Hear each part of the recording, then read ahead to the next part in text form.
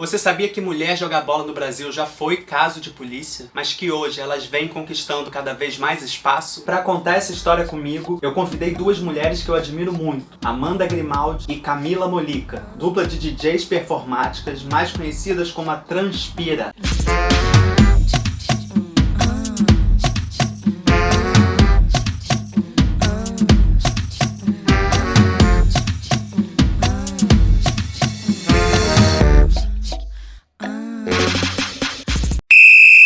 Na Inglaterra, durante a Primeira Guerra Mundial, já que os homens estavam em campos de batalha, muitas mulheres foram trabalhar nas fábricas. E muitas dessas fábricas tiveram equipes de futebol feminino, o que antes era um privilégio dos homens. Mas, quando a guerra acabou, os jogos de futebol masculino voltaram a existir e decidiram banir as práticas de futebol feminino nos estádios, porque não viam motivo lógico para que as mulheres continuassem a praticar o esporte.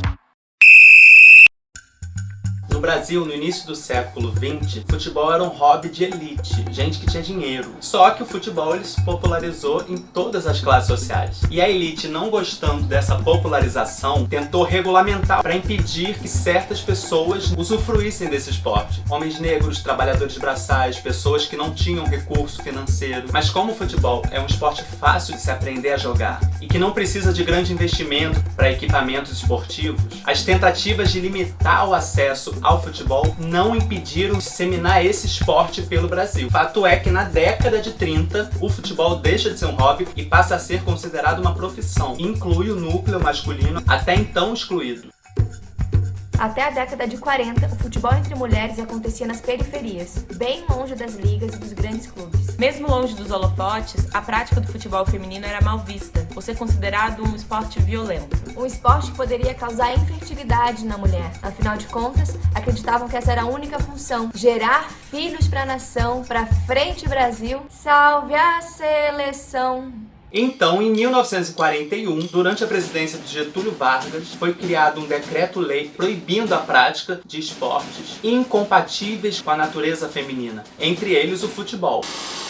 Argumentos usados pela Folha de São Paulo em 1961 para proibir a mulher de jogar futebol. Mulheres têm ossos mais frágeis, menor massa muscular, bacia oblíqua, tronco mais longo e por isso menos resistente, centro de gravidade mais baixo, coração menor, menor número de glóbulos vermelhos, respiração menos apropriada a esportes pesados, menor resistência nervosa e de adaptação orgânica.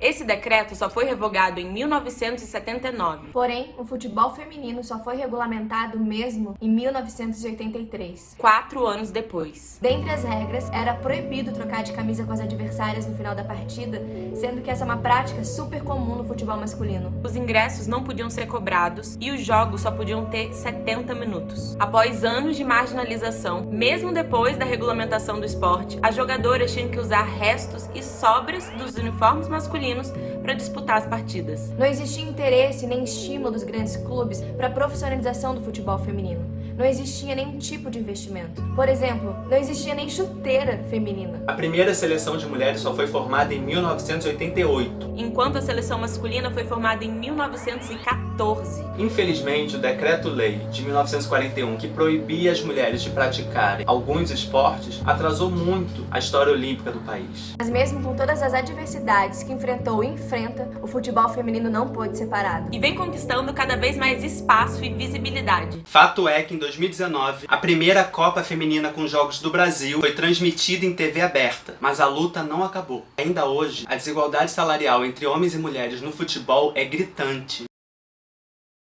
Marileia dos Santos, a mulher que fez mais gols do que o Pelé, 1574. Eleita 6 vezes a melhor jogadora do mundo, Marta superou o jogador masculino Miroslav Klose.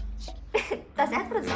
Marta se tornou a maior artilheira em Copa do Mundo, com 17 gols, e a maior artilheira na história da seleção brasileira, com 118 gols. Cristiane Roseira de Souza Silva, que em 2016 consagrou-se como a maior artilheira das Olimpíadas entre homens e mulheres, com a marca de 16 gols na competição. Olá, meu nome é César Soares, eu sou artista. Se você gostou desse vídeo, me segue nas redes, curte o vídeo, compartilha.